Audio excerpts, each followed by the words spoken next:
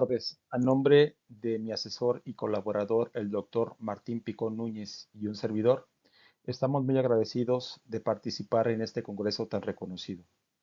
El título de este trabajo es Determinación de la fracción solar para redes termosolares optimizadas conformadas por la tecnología de colectores tipo canal parabólico.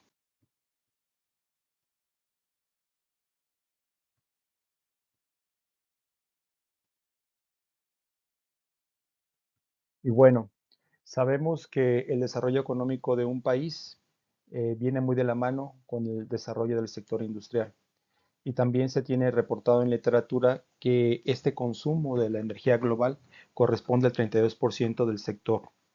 En este sentido, con el fin de evitar también la contaminación ambiental o al menos frenarla, se han creado diversos tratados internacionales en los que muchos países se encuentran adscritos. Y en esos tratados, como el Tratado de París e inclusive como la Agenda 2030 de la ONU, lo que pretenden es incentivar el empleo de las energías limpias. De hecho, se tiene como objetivo que hacia el año 2050 se tenga la sustitución total de energía fósil por las energías limpias. En este sentido, la energía solar es una de este tipo de energías limpias que está comprobado que es una fuente alternativa limpia e ilimitada. Por otro lado, se tienen las redes termosolares que generan energía térmica, energía química y energía eléctrica. Sin embargo, las redes termosolares que en la actualidad se encuentran trabajando tienen diferentes tipos de tecnología, donde sobresale la tecnología de tipo canal parabólico con una participación en el mercado del 90%. De ahí la importancia de su estudio. Además, se han creado diferentes indicadores para poder determinar el desempeño térmico de una red termosolar. En este caso, en el presente trabajo, nos enfocaremos a las redes termosolares que tienen aplicación industrial, cuyo acrónimo es SHIP, Solar Heat for Industrial Processes. Sin embargo, tenemos en literatura muy poca información referente a los datos de fracción solar en redes termosolares que ya se encuentran operando en campo. De hecho, de la poca información que se tiene, se ha logrado encontrar un rango muy amplio, pero también muy bajo en cuanto a valor de 5 a 60%. El principal problema que han encontrado los investigadores es que el área está limitada para la aplicación entonces del total potencial de la red termosolar. De hecho, entonces tenemos aquí una amplia área de oportunidad, ya que es necesario determinar las redes termosolares optimizadas que nos permitan entonces encontrar y alcanzar valores de fracciones solares altas. Y por esto nosotros llevamos a cabo este trabajo, ¿sí? Lo que hicimos fue llevar a cabo un estudio de optimización, obteniendo redes termosolares optimizadas tanto en su diseño, en tamaño y estructura, como en la misma geometría del equipo que la conforma, además de la optimización de básicamente las condiciones de operación, como es el flujo másico y el tipo de sustancia intercambiadora de calor, cuyo acrónimo es el HTF, Heat Transfer Fluid. En este caso, nosotros utilizamos un modelo termohidráulico económico que ya ha sido ampliamente probado y exitosamente validado en trabajos anteriores, acoplado a la metodología de optimización tipo PSO, Particle Swarm Optimization, con el cual pudimos diseñar el equipo, así como el tamaño y la estructura de la red y las condiciones de operación por las cuales se maximizan los beneficios económicos térmicos y asegurando el área de instalación mínima. Esta investigación se llevó a cabo para las condiciones cambiantes ambientales, tanto de invierno como de verano, para la ciudad de Guanajuato.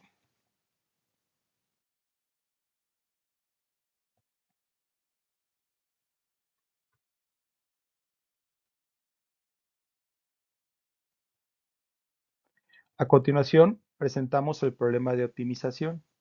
La función objetivo es una relación de lo que se le llama el PBLCES, es decir, el valor presente neto del ciclo de vida de la energía, que básicamente lo que nos proporciona es una comparación, así como el beneficio económico que puede tener una red termosolar respecto de un proceso que utiliza básicamente gas natural dentro de un horizonte de tiempo, el cual fue de 25 años, dado que el tiempo de vida media o el tiempo de promedio de operación de esos equipos es exactamente ese tiempo. Además, tenemos el área de instalación A de la red termosolar. El problema de optimización se complementa con las restricciones de igualdad y de desigualdad. En este caso, las restricciones de igualdad están conformadas por el modelo termohidráulico económico que mencioné con antelación y las restricciones de desigualdad se presentan en la ecuación 2. Lo que queremos es que durante el proceso de operación la temperatura del HTF jamás sobrepase su temperatura de descomposición y el segundo ecuación o restricción de desigualdad contempla el hecho de evitar que los beneficios económicos sean negativos. En la ecuación número 3 presentamos lo que es la fracción solar, así fue como se calculó. En el numerador tenemos la Q, que es la carga térmica que cosecha la red termosolar en un tiempo de 9 a las 18 horas de operación diariamente, eh, determinando entonces la carga térmica instantánea en cada instante de tiempo, obviamente. En el denominador tenemos a QP, que es la carga térmica que requiere el proceso. En la tabla 1 presentamos los rangos de las variables independientes que fueron movidas o que fueron investigadas. La carga térmica del proceso en kilowatts tuvo un rango de estudio entre los 400 y 4000 kilowatts. La temperatura requerida por el proceso, identificada con TOF, en el rango de 70 a 400. Aquí estamos entonces contemplando los rangos bajo y medio de operación y la temperatura de entrada del fluido de transferencia de calor entre 0.7 y 0.9 veces la temperatura objetivo, ¿sí? En la tabla 2 presentamos las variables de operación, las variables básicamente de decisión y su espacio de búsqueda. LC es la longitud del colector, WAPER es el ancho de apertura del colector, DI es el diámetro del tubo colector, DGI es el diámetro del tubo de vidrio, el envolvente de vidrio, es decir, F es el foco o la distancia al foco, también así se identifica. Estas variables sirven para diseñar la geometría del equipo del que se va a conformar la red termosolar.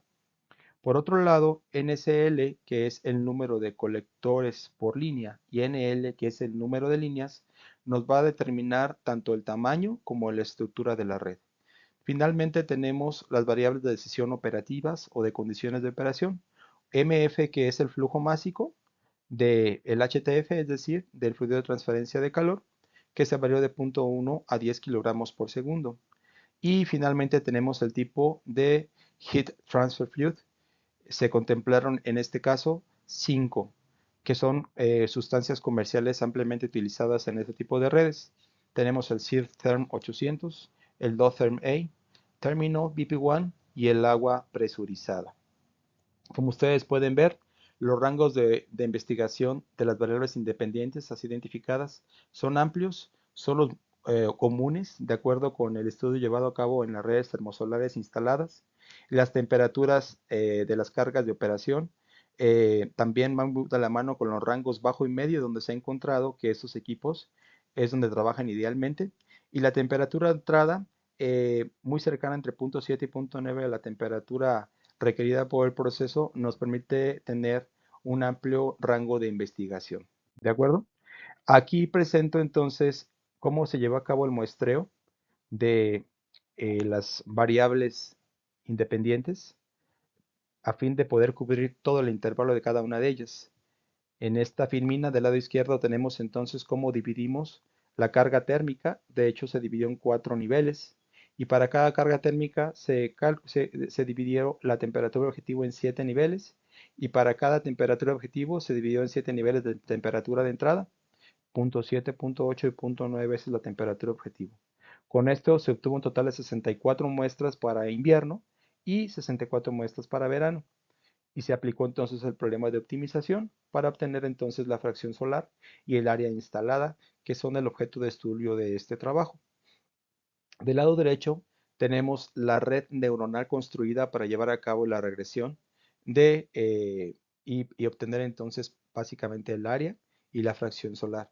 Eh, de acuerdo con nuestros cálculos, nuestra red neuronal en su capa interna es de 15 neuronas o 15 perceptrones. Eh, Obviamente la capa que le llaman ellos la capa de entrada tiene solamente tres, una para cada variable independiente. Se utilizó la función sigmoidal como función de activación y les voy a presentar a continuación los resultados.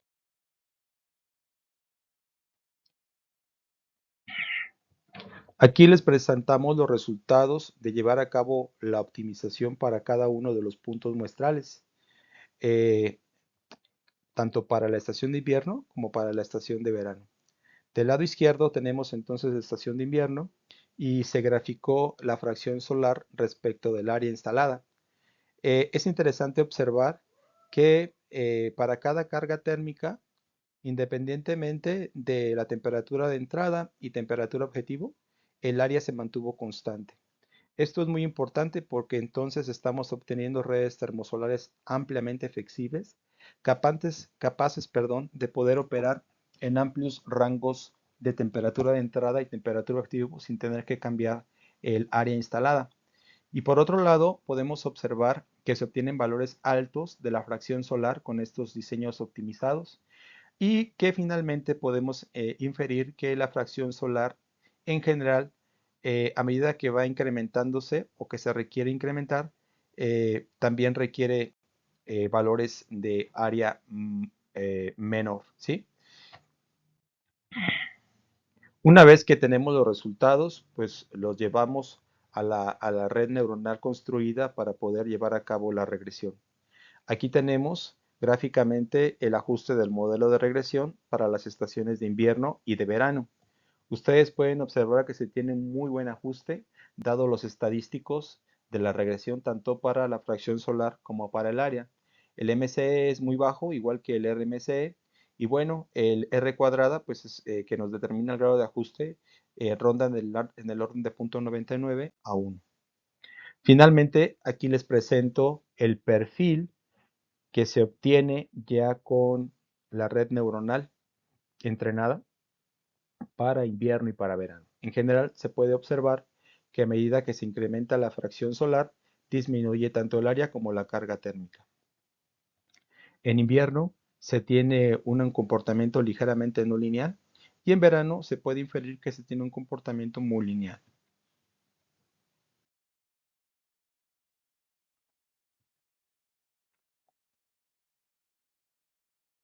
Como conclusiones, se tienen las siguientes. El proceso de optimización propuesto asegura redes termosolares flexibles, las cuales son capaces de operar en amplios rangos de temperatura de entrada, de carga y temperatura del proceso industrial, y que nos permite generar u obtener fracciones solares promedio de 1 para las estaciones extremas de invierno y verano. Además, también obtenemos redes termosolares con áreas que pueden soportar amplios intervalos de variación de estas condiciones operacionales. Y si ustedes recuerdan, son las áreas mínimas, de acuerdo con nuestra función objetivo. El segundo punto es que el modelo de regresión con las redes neuronales predice exitosamente el comportamiento de las variables de la red termosolar para ambas estaciones. Y en general, finalmente podemos comentar que la fracción solar disminuye respecto de la carga térmica requerida y del área de la red termosolar. Y este efecto se ve más marcado en la estación de invierno.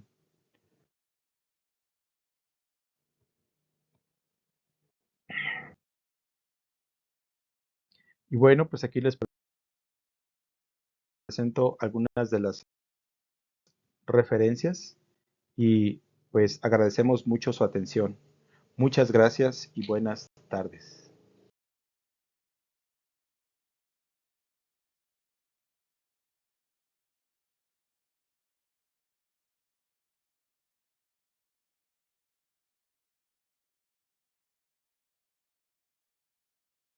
Presento algunas de las